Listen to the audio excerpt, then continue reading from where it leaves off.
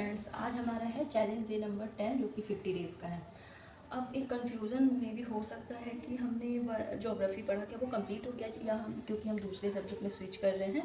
तो ऐसा नहीं है, क्योंकि हमारा टारगेट 12 अक्टूबर है जो कि यूपी पीसीएस का एग्ज़ाम है। हम रिवीजन करना चाहते हैं एक साथ, है ना। तो मैंने सोचा कि ये काफ़ी आपको हेल्प करेगा। हम 1 week to 1 week other subjects लेंगे ताकि कंप्लीट कर पाएँ। अदरवाइज़ आप भी जानते हैं कि एक सब्जेक्ट इतना वास्ट होता है कि एटलीस्ट 50 डेज़ तो एक सब्जेक्ट को ही कंप्लीट करने में लग जाता है, ठीक है। तो हमारा ये सिर्फ अभी जो 50 डे का चैलेंज है, अगर ये अच्छे से वर्क करता है ना, तो फिर हम कंटिन्यू करेंगे और फिर एक एक सब्जेक्ट वाइज पढ़ेंगे। तो जैसे हमने ज्योग्राफी को सेलेक्ट करेंगे आफ्टर 50 डेज चैलेंज, तो फिर हम ज्योग्राफी ही कंप्लीट करेंगे पूरा, ठीक। अब ये रिवीजन पर्पस से है। और यूपी पीसीएस में मैं आपको इकोनॉमिक्स का जो पोर्शन बता देती हूँ कि ये कितना इंपॉर्टेंट है। तो एक्चुअल में ये हमारा सिलेबस है, ठीक है। लेकिन जो यूपी पीसीएस का अगर आप टारगेट कर रहे हैं 12 अक्टूबर के लिए, तो आपका मेन फोकस होना चाहिए बजट पे और इकोनॉमिक सर्वे पे। वो सेंट्रल बजट भी हो सकता है और स्टेट बजट भी, ये दोनों कंपलसरी है। मोस्टली क्वेश्चंस आप इसी में से आते हैं। लेकिन ये पढ़ने का हमारा वे इसलिए है क्योंकि जब हमें टैक्स स्लैब ही, टैक्स सिस्टम ही नहीं पता होगा, तो टैक्स स्लैब कितना बढ़ रहा है, कितने परसेंट पे कितना चार्ज होता है हमारा टैक्स, हमें वो कैसे पता होगा। हम जब फॉरेन सेक्टर पढ़ते हैं, अब हमें पता है कि एफडीआई फॉरेन से जो भी है डिपॉजिट हो रहा है ना, उसके बेस पे हमारी कंट्री का जो है बैलेंस ऑफ पेमेंट या फिर उस कंट्री की जो है सिचुएशन देखी जाती है कि वो स्ट्रॉन्ग है या वीक है। तो उसके लिए फॉरेन हमें पता होना चाहिए। नेशनल इनकम या बजट, हम नेशनल इनकम ही हमें नहीं पता होगी कि कहाँ कहाँ से रुपी आ रहा है, कहाँ से रुपी जा रहा है। अब ऐसा नहीं है कि सिर्फ हमारे घरों पे ऐसा होता है कि पैसे इनकम सोर्स, अगर पापा जॉब करते हैं वो पैसे आ रहे हैं और वो जा रहे हैं। हमारे गवर्नमेंट के साथ भी ऐसा होता है, क्योंकि उन्हें क्या, हमारा कंट्री रन करना होता है, उनके लिए भी नेशनल इनकम है। एग्रीकल्चर इंडस्ट्री, आपको पता है कि हमने कितना भी सर्विस सेक्टर और इंडस्ट्री सेक्टर को डेवलप कर लिया हो, बट अभी भी हमारी जो है ना 49% जो हमारी पॉपुलेशन है ना, वो एग्रीकल्चर पे ही डिपेंड करती है, ठीक है। इकोनॉमिक रिफॉर्म्स, ऐसा तो है नहीं कि सडनली हमने इकोनॉमी पे ध्यान देना स्टार्ट किया। हम ब्रिटिशर्स के कंट्रोल में थे, ठीक है। हम जब आज़ाद हुए तो अब हमें ये था ना, वो काफ़ी ट्रेन कर चुके थे हमारा जो इकोनॉमिक कंडीशन थी ना, ब्रिटिशर्स ने यहाँ से अपने कंट्री ले गए तो हमें उन्होंने बिल्कुल ड्रेन कर दिया। तो हमें उसके लिए रिफॉर्म्स चाहिए थे ताकि हम अपने पीपल्स की जो सिचुएशन है उसको अच्छी कर सकें। National income accounting, money and banking, आपने बैंक सेक्टर के बारे में सुना होगा। कोऑपरेशन बैंक है ना, कोऑपरेटिव बैंक्स और सेंट्रल बैंक्स है ना, नेशनल बैंक्स हैं, तो उसके बारे में भी आपको पता होना चाहिए। बजट हो गया, tax system, foreign balance of payment. हम देखते हैं कि हमारा चाइना से जो है वो ट्रेड काफ़ी निगेटिव में चल रहा है, मतलब हम इंपोर्ट ज़्यादा करते हैं, एक्सपोर्ट कम करते हैं, तो इसके लिए बैलेंस ऑफ पेमेंट बहुत पता होना ज़रूरी है। करेंसी हो गई, हमारी करेंसी कैसे वर्क कर रही है, जैसे आपको पता है $1 में हमें कितने रुपीज़ मिलते हैं, है ना। तो ये हमारा करेंसी में आ गया। ट्रेड जो है, अभी आप बहुत सारी चीज़ें बैन सुन रहे होंगे, यूएस ने भी टैक्स चार्ज कर दिया है, स्लैब, है ना, ये सब। मनी मार्केट हो गया, आप सुनते ही रहते हैं कि स्टॉक एक्सचेंज वगैरह। इंडस्ट्री हो गई, तो इंडस्ट्री ऐसा तो है नहीं कि ये फ्री है, क्योंकि मैंने आपको बताया था कि हम मिक्स्ड इकोनॉमी है। तो इंडस्ट्री ऐसा है नहीं कि वो बस वर्क कर रहे हैं, नहीं, इस पर गवर्नमेंट का कितना रेगुलर, मतलब वो कितना कंट्रोल करता है ना, ये सब कुछ आपको पता होना चाहिए। तो ये एक ओवरऑल सिलेबस का मैंने आपको बता दिया है। हम 1 बाय 1 टॉपिक को बहुत अच्छे से पढ़ेंगे, तो ये आपको सपोर्ट करेगा, हेल्प करेगा, काफ़ी हेल्प करेगा। बाकी आप बजट, जो यूपी पीसीएस वाले हैं वो यूपी बजट, सेंट्रल बजट और इकोनॉमिक सर्वे पे मेन फोकस आपका होना चाहिए, क्योंकि वो परसेंटेज वगैरह ज़रूर पूछता है कि कितने, किसको कितना एलोकेट किया गया है टैक्स वगैरह, है ना। तो हम स्टार्ट करते हैं। अब तो कन्फ्यूज़न नहीं होना चाहिए आपको, तो इसको अच्छे से नोट कर लेंगे। अदरवाइज़ मैं एक एक करके आपको अच्छे से ही पढ़ाऊँगी, ऐसा है नहीं कि कुछ मिस होगा, ठीक है। तो हमारा स्टार्ट होता है हिस्ट्री, जो कि इंडिया में है, प्लानिंग कमीशन की हिस्ट्री, है ना। तो क्या क्या हुआ कि हम अब इंडिया में ड्रॉट वगैरह आपने बहुत ज़्यादा हिस्ट्री में सुना होगा, है ना। तो उसकी वजह से हमारी इकोनॉमिक कंडीशन इतनी ख़राब हो गई थी कि हमारे पास खाने को नहीं था। हिस्ट्री में ऐसा है कि हमारे पास खाने को नहीं था, तो हेल्थ इश्यूज़ तो होंगे ही। तो अब इंडियंस की डिमांड थी, ब्रिटिशर्स थे ईस्ट इंडिया कंपनी से, कि आप हमारी इकोनॉमिक कंडीशन अच्छी करिए, इसके लिए हमें वर्क करना है। तो उन्होंने एग्री हुए कि ठीक है ना। तो उस बेस पे 1934 में इसकी स्टार्टिंग फेज़ है, जब हमने प्लानिंग कमीशन करना स्टार्ट किया। हम इंस्पायर किससे हुए, बुक आई थी एम विश्वेश्वरैया जो कि राइटर है, लैंड इकोनॉमी फॉर इंडिया, है ना। इसी शीर्षक फिर हमने सबमिट किया गुजरात में, है ना, हरिपुरा गुजरात में, सॉरी, ये प्लेस भी आपको पता होना चाहिए, हरिपुरा गुजरात, यहाँ पे हमारी, क्योंकि कांग्रेस के नाम पे हम उस टाइम जानते थे अपने उसको, जो हमारे हमें जो गाइड कर रहा था उसे हम कांग्रेस जानते थे, है ना। सबको पता है कि ए.ओ. ह्यूम ने कांग्रेस वर्ड दिया है, यहीं से स्टार्ट हुआ है। तो एनुअल समिट हुआ हरिपुरा गुजरात में। यहाँ पे सब, क्योंकि जब समिट हो रहा है तो सबकी रिकमेंडेशंस होंगी कि कौन क्या सोचता है। तो सुभाष चंद्र बोस जी ने रिकमेंड किया कि हमें नेशनल प्लानिंग कमेटी बनाना पड़ेगा, जो कि हमारे इकोनॉमी कंडीशन को बेहतर करने में सपोर्ट कर सके। उसी टाइम पे फिर हमने श्रीमन नारायण अग्रवाल ने गांधीवादी, क्योंकि हम सभी कहीं ना कहीं गांधीवादी थॉट से ही इंस्पायर हो रहे थे, या काफ़ी ज़्यादा उसका इम्पैक्ट था हमारे थॉट्स पे। तो 1944 में श्रीमन नारायण अग्रवाल ने गांधीवादी योजना चलाई। उसके बेस पे हमने बॉम्बे में 8 इंडस्ट्रियलिस्ट मिलके, उद्योगपति मिलके उन्होंने निर्माण किया, ठीक है। और फिर क्या बनाया, make Bombay plan, Tata Birla plan.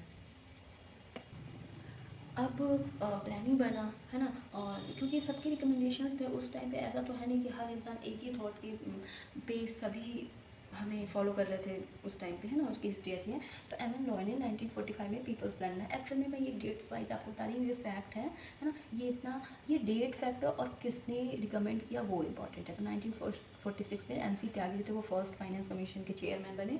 और जो मैंने आपको बताया कि इंडिया ने मिक्स्ड इकोनॉमी फॉलो करी है, जैसे यूके यूएस ने कैपिटलिस्ट, है ना, सोशलिज्म चाइना और रशिया ने, और हमने मिक्स्ड इकोनॉमी फॉलो की है। तो हमने कब से किया है, उसकी डेट है 1948 से, है ना। ये फैक्ट आप जरूर नोट कर लीजिए। इसके बाद हम प्लानिंग कमीशन इन इंडिया बताते हैं, ठीक है। हिस्ट्री मैंने आपको अभी तक बताई है, अब मैं आपको बताऊँगी planning commission in India.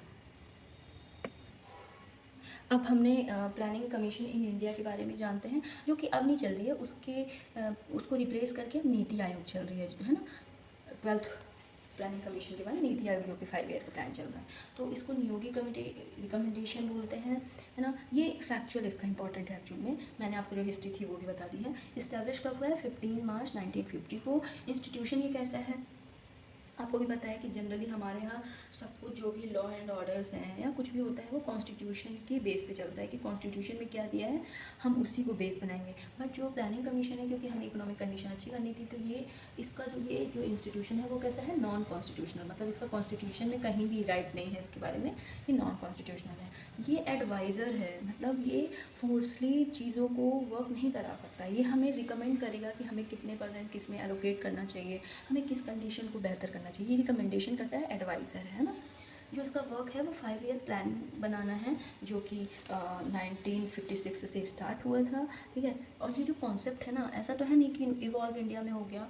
Actually में कॉन्सेप्ट जो है वो रशिया से हमने अडॉप्ट किया है, ठीक है। तो अभी तक जैसे वो रिकमेंडेशन थी, अब वो रिकमेंडेशन पे किसी भी प्लानिंग के लिए ना इंडिया में पहले हम कोई कमेटी बनाते हैं, उसमें मेंबर्स बैठते हैं, उनके वोट्स होते हैं कि उसके सपोर्ट में कितने लोग हैं और अपोजिट में कितने हैं। अगर उस चीज़ को सपोर्ट मिल जाता है तभी वो रिकमेंडेशन जो है हमारी फॉलो की जाती है। तो इसके लिए हमने क्या बनाया था कि हमें प्लानिंग कमीशन जो हमने किया है 5 ईयर प्लान के लिए, क्या वो होना चाहिए इंडिया में या नहीं होना चाहिए। तो इसके लिए फिर हमने नेशनल डेवलपमेंट काउंसिल का इस्टेब्लिश किया, रिकमेंडेशन बाय नियोगी कमेटी, जैसे मैंने आपको बताया था प्लानिंग कमीशन में भी। इसको इस्टेब्लिश, जो ये काउंसिल है इसको इस्टेब्लिश कब किया गया था, 6 अगस्त 1952 को। उस टाइम सेकंड फाइनेंस कमीशन में चेयरमैन कौन थे, के संथानम थे, है ना। यहाँ से 5 ईयर प्लान को जो है अप्रूवल मिल गया, जो कि 1956 से स्टार्ट हुआ। जैसे कि आपको पता है कि अभी तक टोटल 12 5 ईयर प्लान ही चले हैं, उसके बाद से हमारा नीति आयोग हमने फॉलो किया है ना। इसमें सभी ऑल स्टेट्स के सीएम, यूटीज़ के उपराज्यपाल, वाइस गवर्नर वगैरह पार्टिसिपेट किए। तो ये है हमारा फर्स्ट 5 ईयर प्लान, है ना।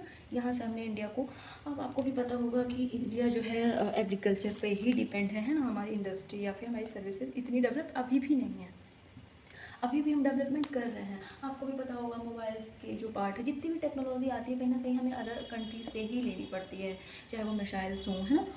हम इंडियन भी बना रहे हैं बट 50% हम इंपोर्ट ही करते हैं। तो एग्रीकल्चर पे ही डिपेंड थे। हमें पता था कि हम एग्रीकल्चर, हमारे फार्मिंग जो है वही हमारी मेन स्ट्रॉन्ग है या बैकबोन है। तो फिर 5 ईयर प्लानिंग बनी, तो सबसे पहले क्योंकि इंडस्ट्री पे ही डिपेंड था, तो हमारा जो फर्स्ट 5 ईयर प्लान है, ये आपके ना फैक्ट हैं, बहुत इंपॉर्टेंट है, इनको नोट कर लीजिएगा। 1 अप्रैल 1951 टू 31 मार्च 1957 तक चला। हेरोल्ड एंड डोमर मॉडल इसको नाम देते हैं, क्योंकि ये दोनों ही ब्रिटिशर्स ने इसको स्टार्टिंग में सपोर्ट किया, ठीक है। तो इन दोनों का तो मतलब क्वेश्चन अब जनरली यही देता है कि हेरोल्ड डोमर मॉडल किस 5 ईयर प्लान को बोलते हैं, तो वो बोलते हैं फर्स्ट ईयर 5 ईयर प्लान को। हमारा जो फर्स्ट 5 ईयर प्लान जो था उसका मेन टारगेट क्या था, गोल क्या था हमारा, एग्रीकल्चर डेवलपमेंट, क्योंकि हमें पता था कि हम अचानक से, क्योंकि एजुकेटेड भी नहीं थे कि हम डेवलपमेंट या सर्विसेज में इतना वर्क कर सके, तो हमने एग्रीकल्चर डेवलपमेंट पे फोकस किया, है ना।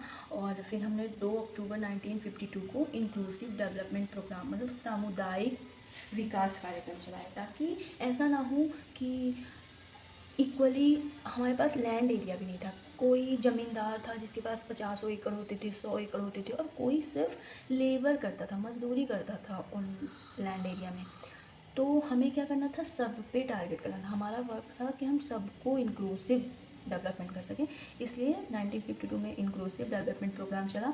1 जुलाई 1955 को हमारा SBI नेशनलाइजेशन हो गया। मैं आपको SBI, जब हम बैंकिंग पढ़ेंगे ना, तो SBI की भी हिस्ट्री आपको बताएंगे कि कैसे कैसे ये इवॉल्व हुआ है।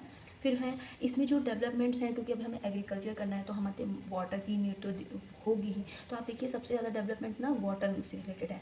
भाखड़ा नांगल डैम बना, दामोदर रिवर प्रोजेक्ट बना, हीराकुंड डैम बना। तो आप देख रहे हैं ना, ये सारे एग्रीकल्चर से रिलेटेड है, ठीक। अब मैं आपको बताती हूँ सेकेंड ईयर 5 ईयर प्लान। हमारे प्लानर्स को पता था कि हम सिर्फ एग्रीकल्चर बेस पे डेवलपिंग कंट्री नहीं बन सकते हैं ना, इतना डेवलपमेंट करना इतना इजी नहीं होगा एग्रीकल्चर बेस पे, क्योंकि कहीं ना कहीं वो भी तो एक लिमिटेड सोर्स है ना, कितना लैंड फर्टाइल होगा, है ना। तो हमें इंडस्ट्री पे भी डिपेंड होना पड़ेगा, हमें इंडस्ट्री डेवलपमेंट करना पड़ेगा। इसके लिए जो सेकेंड ईयर 5 ईयर प्लान, जो सेकेंड 5 ईयर प्लान था, वो जो कि स्टार्ट हुआ 1 अप्रैल 1956 से, जो कि था 31 मार्च 1961 तक, उसको PC महालनोबिस नाम से जानते हैं, PC महालनोबिस, है ना। इन्होंने ये थॉट क्रिएट किया था, तो ये इनके नाम पे जानते हैं। ये फर्स्ट वाला आपको याद होगा, जो फर्स्ट 5 ईयर प्लान था उसको क्या बोलते हैं, हेरोल्ड डोमर मॉडल, सेकेंड को PC महालनोबिस, है ना। इसलिए हमने इंडस्ट्री पे फोकस किया। 1 सितंबर 1956 को LIC इस्टेब्लिश हुआ। फैक्ट आपको बहुत इंपॉर्टेंट है इसमें, एक्चुअली में 5 ईयर प्लान के ना मेन फैक्ट है ना। और क्योंकि हमने इंडस्ट्री पे ध्यान दिया, तो देखिए कितना कुछ डेवलप हुआ। 1959 में भिलाई स्टील प्लांट इस्टेब्लिश किया गया रशिया की हेल्प से छत्तीसगढ़ में। सेकेंड, दुर्गापुर स्टील प्लांट, जो कि ब्रिटेन की हेल्प से हमने वेस्ट बंगाल में इस्टेब्लिश किया। राउरकेला स्टील प्लांट हमने जर्मनी की हेल्प से ओडिशा में। आप देखेंगे जितने भी एरिया है ना कहीं ये माइंस से, इनमें माइंस काफ़ी अच्छी है, माइनिंग वगैरह अच्छा होता है, तो इस पर फोकस किया गया ताकि हम इंडस्ट्री को डेवलप कर सकें। तो आज मैंने आपकी हेल्प करी है, एक प्लानिंग कमीशन कैसे कैसे उसकी हिस्ट्री रही है और इंडिया में कैसे कैसे उसे एक्सेप्ट किया गया है, उसके लिए काउंसिल डेवलप किया गया है ना। फिर SBI इस्टेब्लिश हुआ है, जो कि गवर्नमेंट फर्स्ट गवर्नमेंट बना, है ना। और फिर उसके बाद हमने 5 ईयर प्लान्स बना, तो फर्स्ट में हमने जिसको हेराल्ड डोमर मॉडल बोलते हैं, है ना, इसमें हमने डैम्स वगैरह बनाए, क्योंकि हमारा मेन टारगेट क्या था, फोकस क्या था, हमारा मेन टारगेट था एग्रीकल्चर लैंड एरिया, है ना।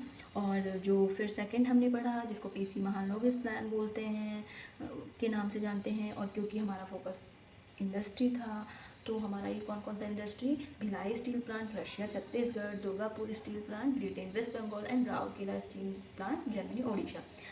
ओके, आज के लिए इतना ही। बाकी अब यहाँ 3rd to सारे 12th तक मैं आपको 5 ईयर प्लान भी बताऊँगी। और सॉरी मैंने नोट नहीं करवाया आपको कि हमारा टारगेट कितना था और अचीव कितना किया हमें, है ना। इस पे भी हमारा फोकस रहेगा। नेक्स्ट क्लास से आपको ये सब कुछ बताया जाएगा। Okay, thank you.